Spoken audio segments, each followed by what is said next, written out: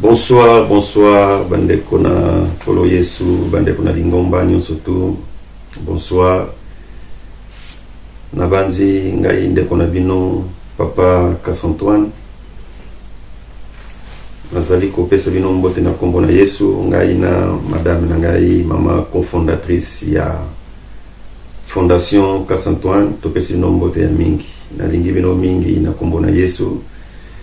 Biso basali na bino ya Lingomba na Yesu, tozali kopesa bino mbote na kombo na Yesu. Merci mingi en tout cas ya mingi pote ezali journée malamu pe journée esengo pona ko présenter bino ndengi Fondation Cass-Antoine ebandeli pe ndengi Fondation Cass-Antoine ezali kokendela na banzi nzamba pambola bino na nyonso lelo te ebandla bandakala na banzi banda bo jeunesse na ngai nazali ki mutu oyo nazali ko sala likambo tali Fondation Cass-Antoine banda nazali ki na Zambie na Sierra Leone na bamboka oyo nga na tamboli ezali bamboka oyo na EDP batebele kati na mangomba kati na ba foyer na bango na banzi tangu yo ozali musali ya Nzambe ozali kosala kati na Lingomba foko linga pe ko edaka ba pauvre ba bi religion oyo ya malamu ya di religion oyo ko kosunga ba pauvre oyo ko soutenir batu oyo bazatanga na ba problème. Nazali ko remercier lisusu mingi kati na foyer na ngai kati na mama Dadi oyo azali comme cofondatrice ya Fondation Cass-Antoine elongo kati na bana na ngai en tout cas bazali ko soutenir makasi kati ya Fondation oyo bande kubumonaki bilili kati na mboka ya Libanda ndengi nasungaki batu oyo bazalaki na babeki pe misusu bazalaki batu oyo bazali te bazako kotambola te bazako kotambola kaka be na makolo kaka ndengo wana sans vélo mais na salaki moi donc oyo akopesa ba vélo pona kusungaka bana wana en tout cas ezali esengo mingi na biso oyo tozali kosalela Nzambe tolinga pe to salelaka musala oyo Nzambe apesi biso pona ko soutenir ba pauvre ko soutenir ba orphelin na banzi na kati na mboka na biso tozali na basi mingi oyo bakufeli mibali tozali na ba blessés de guerre tozali na bana oyo ba orphelin nyonso wana Fondation Cass-Antoine ezali kusungaka bango. Alors na bino pe bandeko na ngai tozali na mboka ya poto oyo amoni ke azali na posa ya soutenir Lingomba oyo ko soutenir Fondation oyo bozali bienvenue. Bandeko na ngai ko soutenir ba pauvre ezali kaka teke ezali idée na ngai mais bino pe appui oyo ya bino pe bandeko na ngai ezali pe nécessaire pona kosunga bandeko oyo tala mundele ndenga za kosunga biso na poto kati na ba resto du cœur ba Fondation belé ezali za ko soutenir biso ba congolais kaka biso ba congolais te me ba étrangers bazali na mboka ya poto toza ko ngende koza biloka kulia kuna ya ufele banda toza ko sala makambo ya bangunda na biso mais eloko nini yo peuple congolais oko kusungata ndeko na yo te kati na mboka ya Congo. Fondation Cass-Antoine ezali awa ezali kaka teke pona ngai moko tozali na bana oyo ngana za ko soutenir bazali plus de 65 bana mike bakufela tata bakufela mama. Alors tant on a kendaki na pesa ki biloka kulia na pesa ki bilamba na pesa ki usengama ki kopesa pona bana après ba orphelin ba femme veuve oya ba militaire na sunga ki bango lisusu bakufela ba mbala ba soda na sunga ki bango na oyo moma kopi na zwaki côté tali bilamba côté tali mbongo côté tali kolia donc tu soutenir bango mingi. Alors yango na ko senga na bino bandeko na ngai oyo bozali na mboka poto awa ezali esengo mingi pona ko soutenir ba femme veuve ba femme militaire bazali na kati ya mboka na biso bazana misala te bazosala eloko te. Alors na sorola ki na ba mama oyo bazali kuna na mboka na biso balobi papa biso tozana posta ya ba machine ya coudre tozana posta ba machine ya coudre tozata na ba machine o ya bino bozana na poto kuna ya galette papa soki opesi biso ya ngota misa to mibale na tango na fonde na mwa coin mambo na nga farine yali na ndesala tambo ya galette na ngai naza koteka naza kokolesa bana ndeko na ngai ezali lisungi munene na yo ozali awa na poto soki omoni ke ozana mwa machine luka mwaye yaka nango oya yebi numero na ngai ayebi wa yebi numero na ngai te na suka na kopesa numero na ngai ya telefone to numero ya mama ekuluka pona nini to sunga bandeko oyo bazali na mboka na biso ya Congo baza na posa misusu bayekola musala ya couture ba blessé oyo pinga na kutana na bango basengi ba poste à soudure papa biso na biso ba poste à soudure papa biso to na posa ta ya mwa machine ngapi na ko tama musala nanga tozana batu oyo ba za vraiment volonté pona koyekusa bandeko wana o baninke ba yekusa bango côté tali couture o pe ngala yekusa bango côté tali musala donc tozalima na posa to sunga bandeko na biso na bandi bandeko na ngai tozala kaka na posa teke mundele asunga kabiso mundele asunga kaka biso teke to desenga edi papa mindele biso moko pe ba peuple congolais to ebaka kosunga bandeko na biso na kati ya Afrique kosunga ndeko na kati ya Afrique ezali kaka to sunga ndeko na yo oyo botamine tata moko botamine mama moko non malamu kosunga mutu oyo lelo oyo azali ndeko na yo te azali kosouffrir na tango oyo yo pesi ye mwa eloko obi na yeke mama tala na pesi mwa eloko oyo luka moyo bande ko tekaka luka moye o bande ko débris na ngopote kufanda kaka boy na ndako za malamu te omoni a partir ya wana ndeko na ngai tango mutu anaza kolbake mama nzamba pambola yo na bana na yo na libota na yo génération à génération ndeko na ngai izali mapamboli minene mutu oyo akoko tchabakal na yo na famille na yo to na libota na yo to na place nyonso ndeko na ngai ekozwa yo soki mokete po mutu oyo sungi na tango ya lobiki nzamba pambola yo libota na yo famille na yo bana na yo génération à génération na bandi oyo no sangaka meka na vie na yo akoko soki mokete yango moni bandeko na ngai lisungi oyo toza kosenga ezali pona ebongisa famille na ngai te ebongisa bana na ngai te mais ebongisa bandeko oyo baza na mboka na Congo baza kosouffrir kende o voyager otala ndenge bandeko na biso baza kosenga mbongo na balabala mususu komona ya lali na bana misato azangi place ya kolala azangi loka kolia mais aza kosenga lisungi nta kosunga ya azali te mais lelo soko yo sungi mutu wana opesi mwa esika kolala opesi mwa mbongo ya commerce tanga za kolobaki merci nzamba pambola yo ileki ba merci ebele oyo tozwaka pa ya bato bandeko na ngai nazali na esengo mingi ya kosolola na bino na journée ya lelo tala lokola ndeko na ngai mususu ya mwasi kozonga na zongi amonaki na bilili na ba aide oyo ngana siko sala na mboka atali alobi no papa nzamba pambola yo neloko yo sali ba misusu basala kango te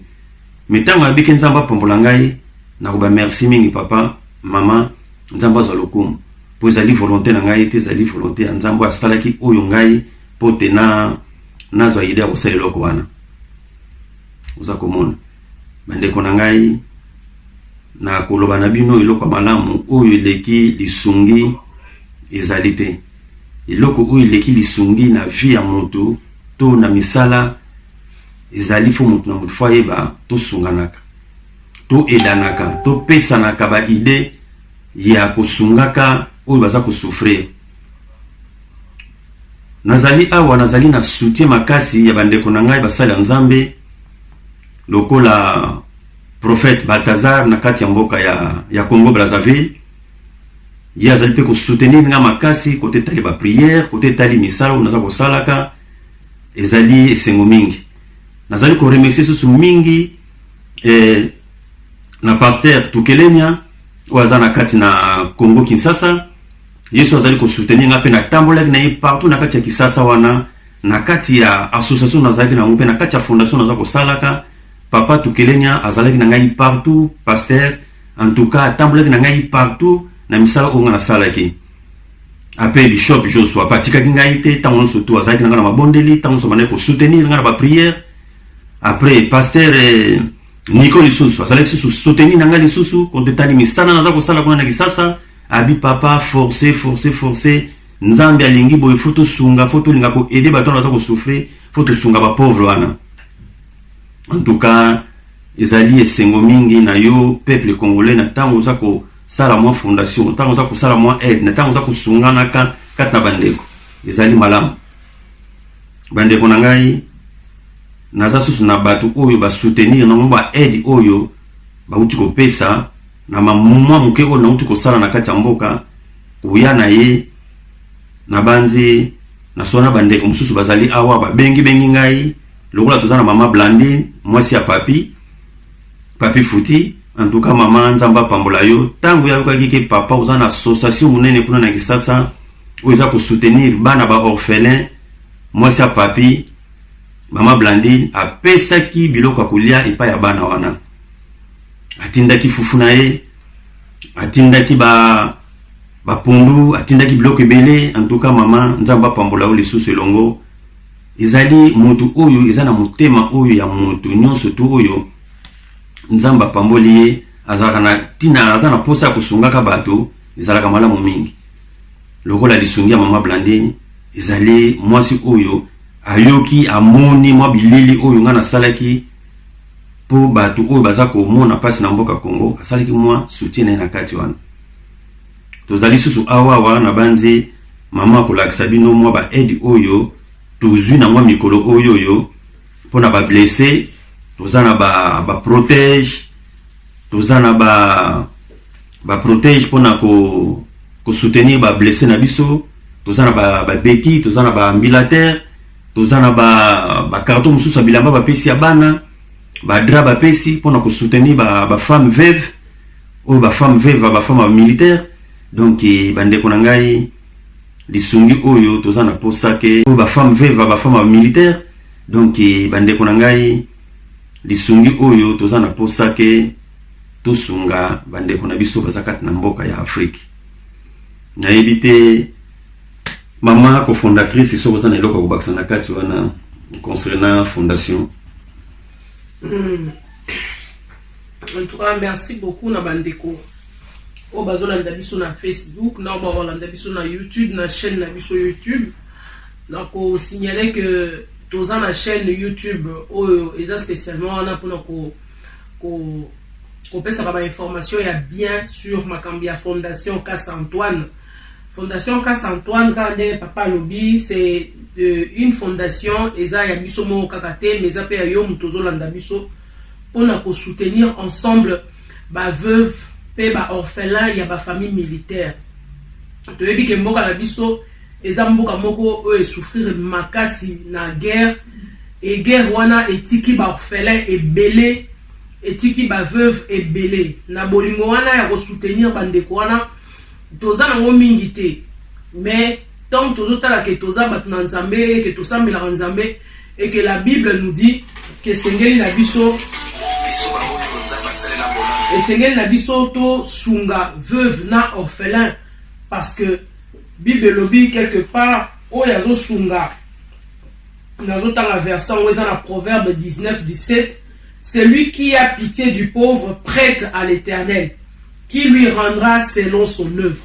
Donc moto azo yo que la veuve mawa o azo yo que l'orphelin mawa o aye ko sungaye c'est une manière comme si azo prêter Nzambe azo defisa Nzambe oh biso nyos to ebi ke ba defisa ka Nzambe te Nzambe mutu atikala na nyongo Nzambe atikala pe na nyongo mutu te. C'est pour dire que quand tu donnes à une veuve, quand tu fais du bien à un orphelin, c'est comme si tu le faisais à Dieu. Et comme Dieu n'est redevable à personne, Nzambe wana zoom sera au centuple. Voilà pourquoi et le mona papa tozwa ki initiative wana vraiment avec le peu qu'on a il y a qu'on soutenir ba veuve na biso ya Congo na ba orphelin ou ba militaire batika. Donc c'est principalement dans le domaine ou dans le secteur où on a to travailler. Donc à la longue ce qui nous a fondation et qu'on paye ça ba machine à coudre fondation et qu'on paye ça ba machine à galette et couper ça ba machine à coudre ba machine à soudure pe et ko former même ba veuve o na ba orphelin mususu o basi baza en capacité ya ko yekola po ba comme indépendant po ba banda ko travailler na makasi na bango moko. Donc plus tard, avec le soutien de Dieu et avec votre soutien, tokoki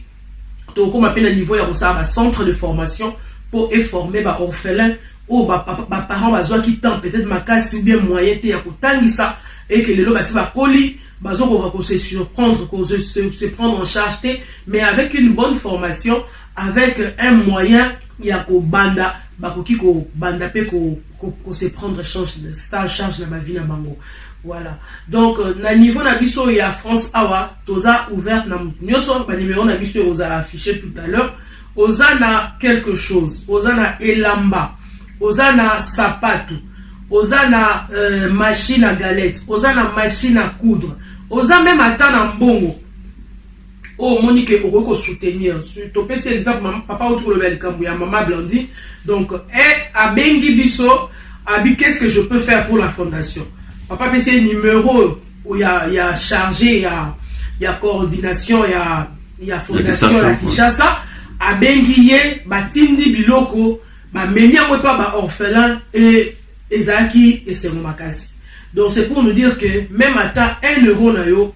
2 euros na yo, ça peut faire quelque chose, ça peut faire du bien à quelqu'un, ça peut soulager un enfant orphelin ou azana nzala, ou azana pasi, ou azoko tangate. Toko ko somba ta cahier, toko ko somba ta uniforme, toko ko somba ta cadeau pour la Noël. Donc na mukie o toko ko sangisa awa, tout soutenir bandeko bazakuna. Ah to na biloko ebele o bandeko mususu, ba association mususu epesi pona ko soutenir ba veuve pe ba blessé de guerre ba o ba bunda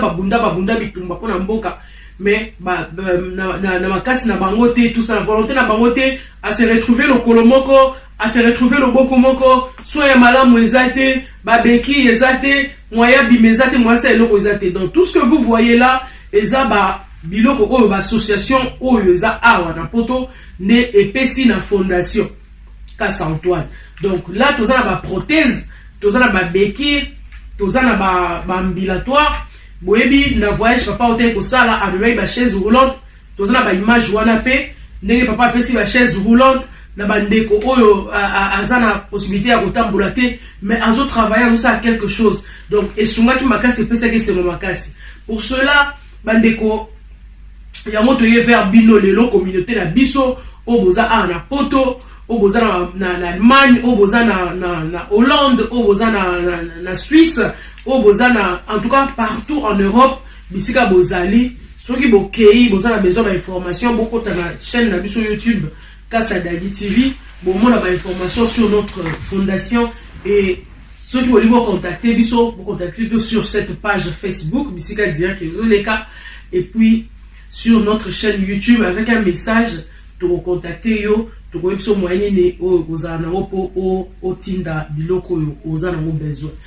là, je bénis la sœur Sylvie Sala, en direct à Zolanda Biso, qui avait pris aussi cet engagement, il y a coupé sa bilamba, il y a coupé sa moi mon solo, il y a coupé sa moi machine à galette pour esunga bande comme sous. En tout cas, opération tout suite au bandi ango, parce que au plus tard, en tout cas, année prochaine, vers juin, juillet, biloko fo et kende.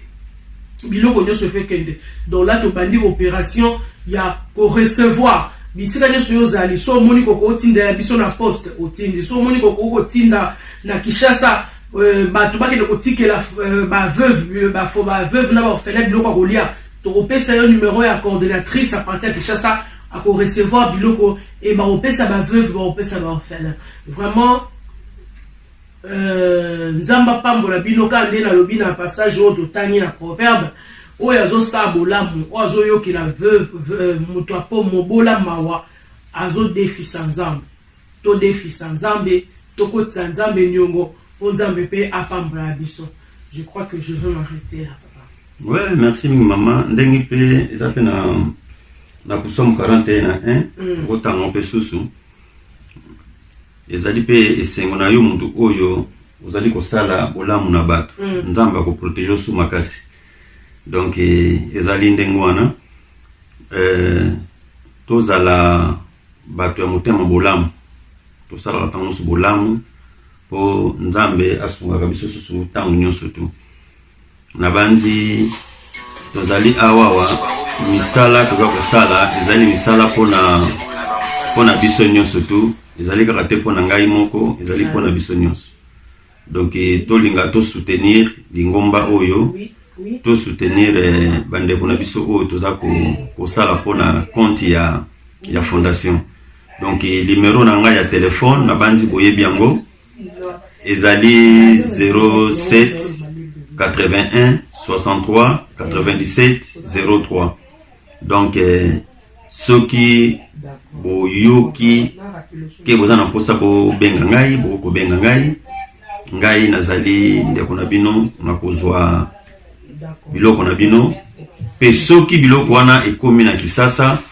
bokolanda ngo pe en direct na chaîne na biso Kasa Dadi TV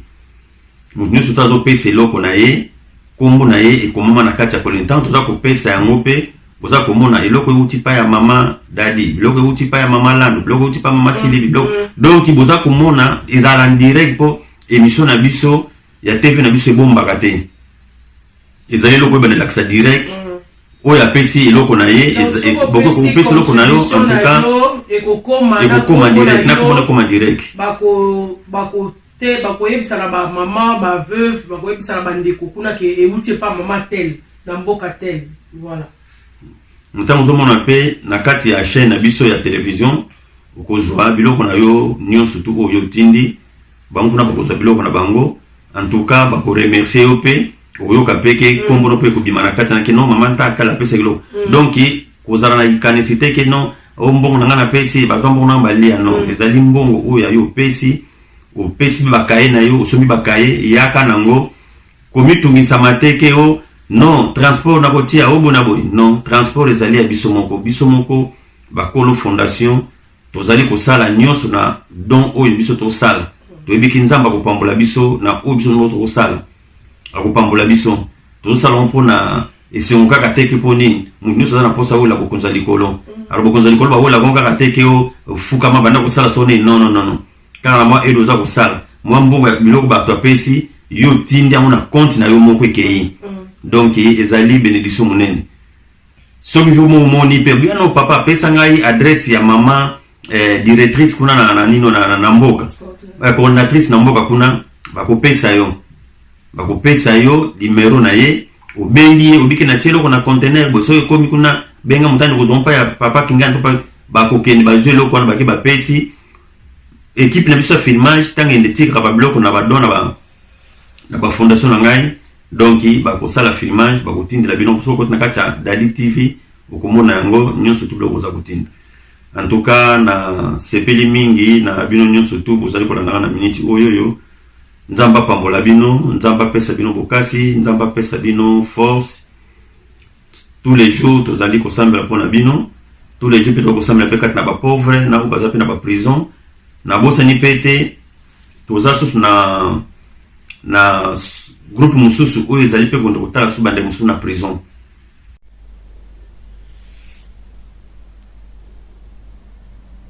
donc oyo ezali ba protège ba biloko nyonso tozwi na compte ya fondation Kasa Antoine yango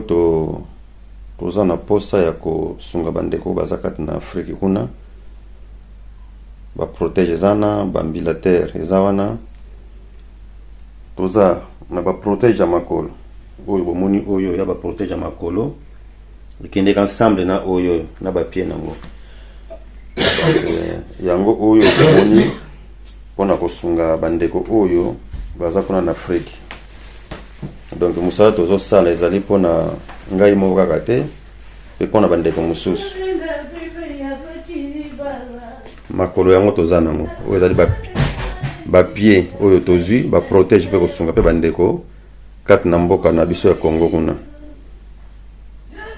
oyo ba carton pe tozwi bilamba ya bana ezana ya ba bébé ba mikolo pe ba drap donc ezali nzamba za ko protéger biso na mambo ebele tango nzamba za ko sunga biso tunga pe to sunga pe bandeko oyo na banzi ndenge boyoka ndenge tolobi na na video ngai na mama ndenge toza kolobaka wana ezali lisungi munene oyo toza kosalaka na miniti oyo kati na fondation ya Kasa Antoine. Tosunga bandeko oyo baza na mboka ya Congo, toza na posa pe ya kosala lisusu terrain, toluka terrain po nini tosala susu mwa maison de retraite kosonso ba vieillard wana baza na mboka na Congo. Tala bakoko na biso ndio tosala mwa centre médical kati na salle wana so tokozwa ekoluka kondele ede susu ba vieillard wana pona ko ede bango po ba na bambilatere po ba ko kotambola po ba déplacement na bango. En tout cas bandeko na ngai nzamba po apambola bino na nyonso.